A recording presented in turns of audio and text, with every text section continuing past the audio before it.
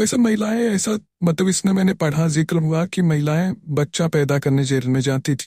वो क्या है, झुग्गी झोपड़ी की जो महिलाएं हैं उनमें ऐसा एक वो था कि अगर बच्चा जेल में पैदा होगा तो वो लड़का होगा। अच्छा, तो ये महिलाएं जो आती थी, शराब का केस होता है, शराब के केस में अगर आपके पास 10-11 बोतलें शराब की मिल गई तो पुलिस से मुखबरी करवा देते थे, पुलिस आके अरेस्ट कर लेती थी उनको। पुलिस को भी अपना एक कोटा दिखाना होता है, इतने लोग अरेस्ट किए हैं, तो पुलिस उनको अरेस्ट कर लेती, जेल में डाल देती थी।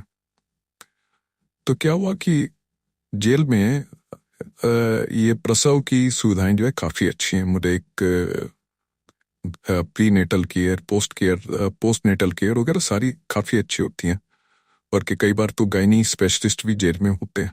तो क्या हुआ हमारे उस टाइम पे, ये बात मैं आपको बता रहा हूँ 2003-4 की होगी। ओके, हम देखते थे कि पूरे साल में हमारे यहाँ कितने बच्चे हुए। तो ये बड़ा awkward होता है कि जेल के अंदर बच्चा हुआ उनको, और अगर कोई ये खबर छाप दे कि जेल के अंदर बच्चा हुआ तो सबसे पहले तो होगा कि जेल में कैसे बच्चा हो गया, ये हो गया, तो काफ़ी सेंसेशनल ये न्यूज़ बनती है। हमने देखा कि हमारे 15 या 16 डिलीवरी एक एवरेज थी हमारे यहाँ पे हो रही थी। तो 2004 पे हमने देखा कि एकदम ये डिलीवरी केस बढ़ के 40 पहुंच गए हैं साल के। उससे पहले 35 हुए थे, उससे पहले 32-33 थे।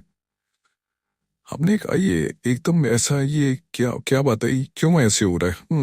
तो जब हमने इसको डिटेल में जाके देखा तो हमें पता लगा कि जो झुग्गी झोपड़ी की महिलाएं हैं उनमें एक भ्रांति है कि अगर जेल में पैदा होगा तो लड़का पैदा होगा, जबकि ऐसा कुछ नहीं था। जबकि ऐसा कुछ नहीं था। तो इस भ्रांति को दूर करने के लिए वो कहते थे कि भगवान कृष्ण भी जेल में पैदा हुए थे। अच्छा, जेल में पैदा होगा तो लड़का होगा, प्लस बड़ा गुणी लड़का होगा, बहुत ही बड़ा बनेगा।